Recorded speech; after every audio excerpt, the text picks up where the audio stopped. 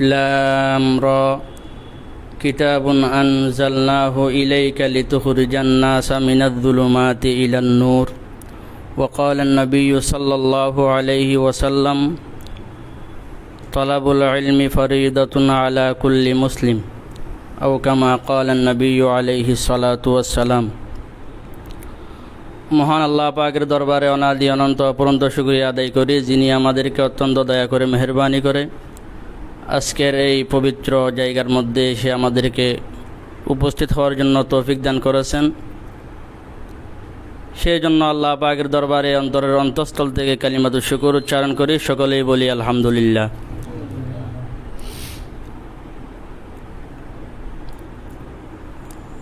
এখানে আমার উস্তাদগণ আছেন, উস্তাদ শমতুল্লাহ আছেন। তো ছাত্রদের উদ্দেশ্যে কিছু কথা বলার জন্য আমাকে বলা হয়েছে। এটা এমন একটা জায়গার মধ্যে আমরা এখন আছি, দুনিয়ার মধ্যে অনেক ভালো জায়গা আছে, অনেক ভালো জায়গা পাওয়া যায় যেখানে আল্লাহ রাসূলের কথা বলা হয়, আল্লাহ রাসূলের আলোচনা করা হয়, কোরআন হাদিসের আলোচনা করা হয়। কিন্তু সবচেয়ে দামি জায়গা হলো এই জায়গা, কারণ এই জায়গার মধ্যে সরাসরি আল্লাহ পাকের কথার আলোচনা করা হয়। সরাসরি আল্লাহ তাআলার কথা, এই কোরআনে কারীম আল্লাহর কথা, এই কথা এই জায়গার মধ্যে উচ্চারিত হয়, এই জায়গার মধ্যে এই কথা শোনা হয়। এমন একটা কোরআনে কারীম আল্লাহ রব্বুল আলামিন আমাদেরকে দিয়েছেন। বলা যায় অন্য ধর্মর অন্য নবী যারা আছে তাদেরকেও কিতাব দিয়েছেন, যেমন ইনজিল হযরত ঈসা আলাইহিস সালাতু ওয়াস সালামের উপর, তাওরাত হযরত মূসা আলাইহিস সালামের উপর। এইরকম কিতাব দান দিয়েছেন আল্লাহ তাআলা। কিন্তু আল্লাহ তাআলা বলেন নাই যে ইনজিল কিতাব আমি আল্লাহ হেফাজত করব, জাবুর কিতাব আমি আল্লাহ হেফাজত করব, তাওরাত কিতাব আমি আল্লাহ হেফাজত করব, এরকম বলেন নাই। কিন্তু আল্লাহ বলেন যে কোরআনে কারীম আমি আল্লাহ নাজিল করেছি, সেই কোরআনে কারীম আমি আল্লাহ হেফাজত করব। সুবহানাল্লাহ। ইন্না নাহনু নাযালনা যিকরা ওয়া ইন্না লাহু লাহাফিজুন। দুনিয়ার মধ্যে আমরা দেখি মানুষ অনেক আছে, অনেক মানুষ দেখা যায়। আমরা বলি দুনিয়ার মধ্যে মানুষ বেড়ে গেছে, মানুষ বেড়ে নাই, জনসংখ্যা বেড়েছে। মানুষ কাকে বলে? একটা মানুষ আর একটা জনসংখ্যা।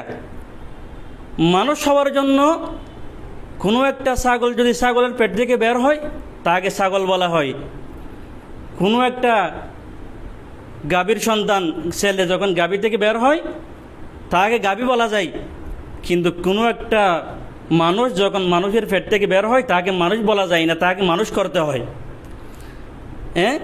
যেমন কোনো একটা সন্তান যদি জমির মধ্যে আগমন করে, আমরা এমন বলি না মানুষ আগমন করেছে, এরকম বলি না। আমরা বলি যে একটা ছেলে আগমন করেছে দুনিয়াতে। এই জন্য কোরআনে কারীম এমন একটা কিতাব,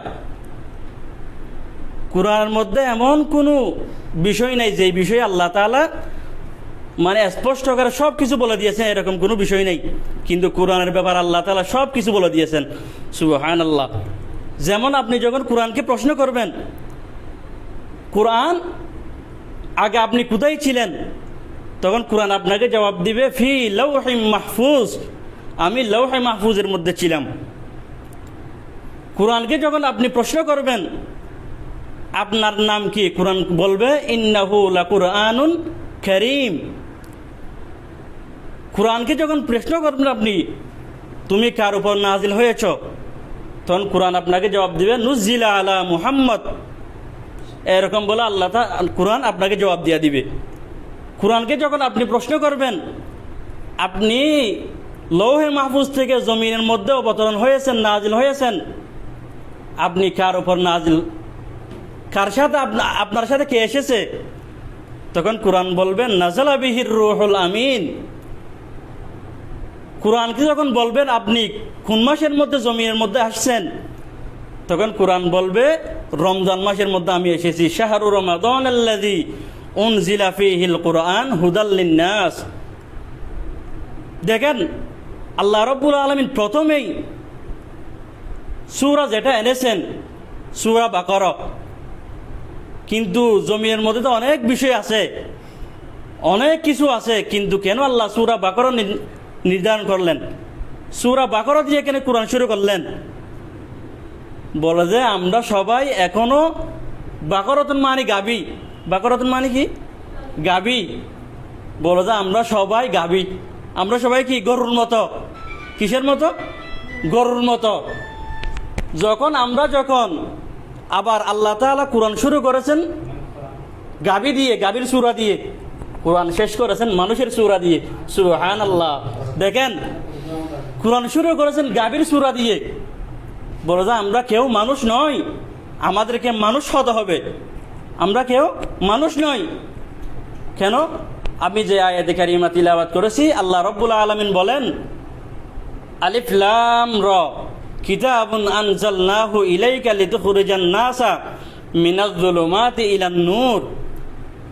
আল্লাহ পাক বলেন, আমি আল্লাহ যে কোরআনে কারীম নাজিল করেছি, সেই কোরআনে কারীম এমন একটা কিতাব, আনজালনাহু ইলাইকা, হে নবী আপনার কাছে আমি প্রেরণ করেছি, লিতুখরিজান নাসা মিনাজ যুলুমাতি ইলান নূর, যাতে সেই কোরআনে কারীম মানুষদেরকে অন্ধকার থেকে আলোর দিকে নিয়ে যায়।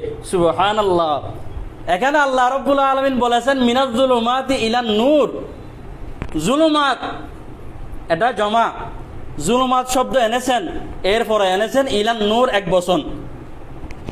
বলে যে মানুষ যে কোনো খারাপি কাজ করে না কেন, অনেক খারাপ কাজ নেই, চুরি ডাকাতি জানা বেবিচার মিথ্যা কথা হারাম কাজ করা, অনেক বিষয় আছে। এই জন্য আল্লাহ রাব্বুল আলামিন জুলুমাত বলেছেন, জমা বলেছেন।